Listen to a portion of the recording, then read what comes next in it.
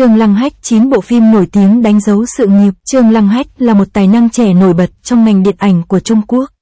Dù mới xuất hiện, nhưng với sự chuyên nghiệp và tài năng diễn xuất xuất sắc, anh đã nhanh chóng thu hút lòng của đông đảo khán giả. Hãy cùng My Tour Blog khám phá 9 tác phẩm đáng chú ý của Trương Lăng Hách trên màn ảnh Trung Quốc, đã làm nên tên tuổi nam thần xứ Trung ngày nay. Trương Lăng Hách, sinh ngày 30 tháng 12 năm 1997, được biết đến là nam thần trẻ của làng giải trí Hoa ngữ.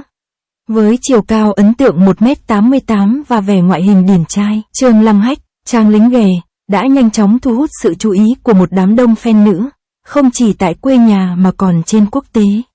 Bắt đầu sự nghiệp với vai chính Bùi Chiêu, Tề Vương Tiêu diễn chi, trong bộ phim ngôn tình cổ trang, Thiếu nữ đại nhân, năm 2020, Trương Lăng Hách đã ghi dấu ấn mạnh mẽ với vẻ ngoài lôi cuốn và chuẩn soái ca. Với diễn xuất chuyên nghiệp và vẻ đẹp mê hoặc, Trương Lăng Hách đã nhanh chóng lập nên tên tuổi trong làng giải trí Hoa ngữ.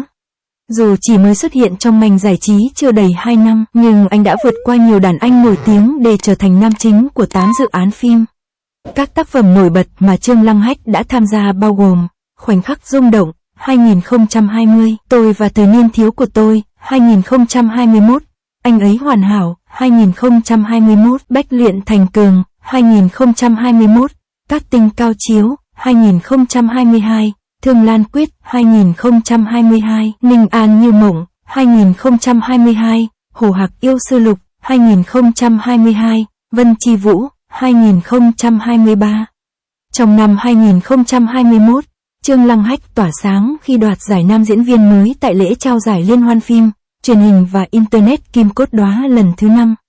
Ngoài sự nghiệp diễn xuất, Trương Lăng Hách thường xuyên xuất hiện như khách mời trong nhiều chương trình truyền hình nổi tiếng như Dây Dây Up, 2008, Happy Camp, 1997, Chào thứ Bảy, 2022, Youth Periplus Season 4, 2023, SU Wish, 2023, Keep Running Season 11, 2023, Back to Field Season 7, 2023, The Detective Adventure Season 3, 2023.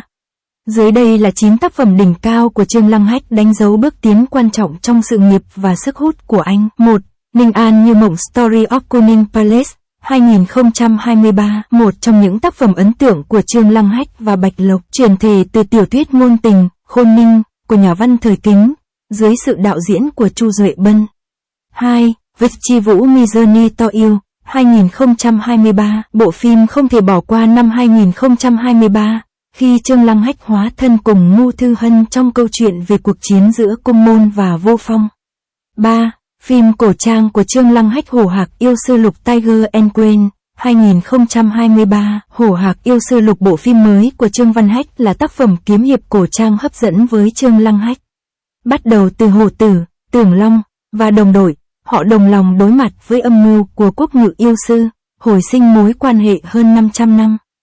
Sau nửa kiếp ngục tù, yêu quân nảy sinh ý đồ tiêu diệt nhân loại. Nhóm trẻ trung, tràn đầy nhiệt huyết, sẵn lòng hy sinh để cứu rỗi thế giới trước thảm họa. Trương Lăng Hách xuất hiện với vai Kỳ Hiểu Hiên, đội trưởng Quỷ Vương triều người lạnh lùng, kiêu ngạo và sành điệu. 4. Danh sách phim có sự góp mặt của Trương Lăng Hách: Bước ra từ ngọn lửa rực rỡ, 2023. Bước ra từ ngọn lửa rực rỡ, 2023 là tác phẩm mới nhất của công chúa Trương Tịnh Nhi, đánh bại nhiều đối thủ với thị phần 12,43% ngay sau khi công chiếu. Chuyện tình giữa Lâm Lục Kiêu lính cứu hỏa nghiêm túc và Nam Sơ nữ diễn viên múa xinh đẹp, bắt đầu từ một vụ hỏa hoạn và trở lại sau 5 năm khi họ đã trở thành người nổi tiếng. 5. Thương Lan Quyết, tình yêu giữa tiên và ác ma, 2022. Thương Lan Quyết là câu chuyện tình đẫm nước mắt giữa hai thế giới tiên ma. Ngô Thư Hân vào vai Tức Lan, một thần nữ bị Vương Hạc Đệ đặt mưu giết hại cả tộc. Sau hàng nghìn năm, nàng tái sinh thành Hoa Lan nhỏ, một tiên nữ yếu đuối ở thiên giới không nhớ về quá khứ. Cô vô tình thức tỉnh Vương Hạc Đệ, bị giam giữ trong tháp Hạo Thiên. Vương Hạc Đệ, Nguyệt Tôn Lãnh Khốc, bị rung động khi gặp Hoa Lan nhỏ và quyết định theo đuổi cô, dù phải đối đầu với sự phản đối của tiên giới và ma tộc. Cuộc đối đầu giữa tiên giới và ma tộc bắt đầu, và Vương Hạc Đệ đứng giữa hai phe đối kịch.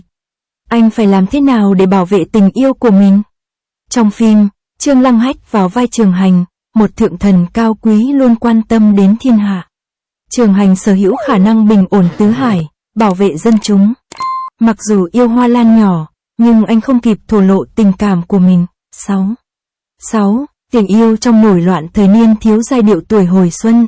2021, một trong những bộ phim học đường đình đám của Trương Lăng Hách chính là Giai điệu tuổi hồi xuân. Bộ phim đưa khán giả trở lại những kỷ niệm đẹp nhất của tuổi học trò qua câu chuyện tình cảm ấm áp giữa Lục Miêu và Giang Hạo Nguyệt.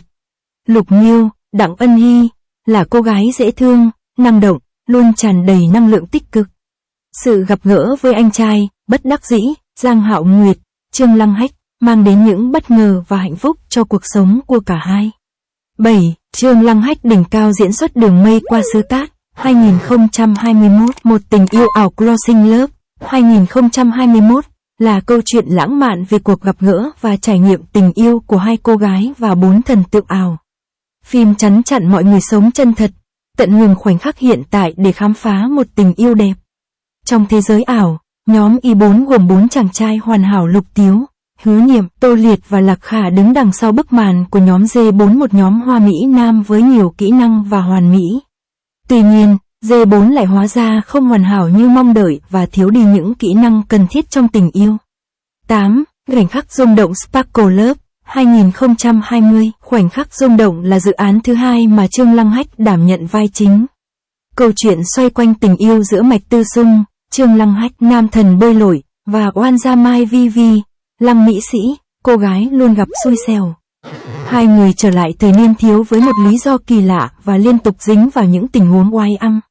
Dù ban đầu họ không hợp nhau, nhưng Mai Vi đã bị cuốn hút bởi vẻ đẹp trai và tính cách ấm áp của Mạch Tư Sung.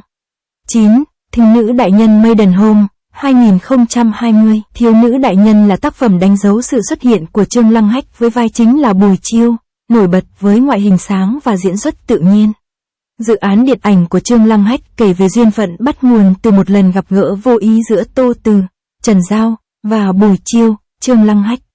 Bùi Chiêu, hay còn gọi là Tề Vương Tiêu Diễn Chi, một nhân vật trung nghĩa và tiêu sái, phải che giấu thân phận dưới hình ảnh thiếu gia phong lưu để đối phó với thử thách lớn. Trong khi đó, Tô Từ, với tài năng suy luận và quan sát sắc sảo, đã thu hút sự chú ý của Bùi Chiêu.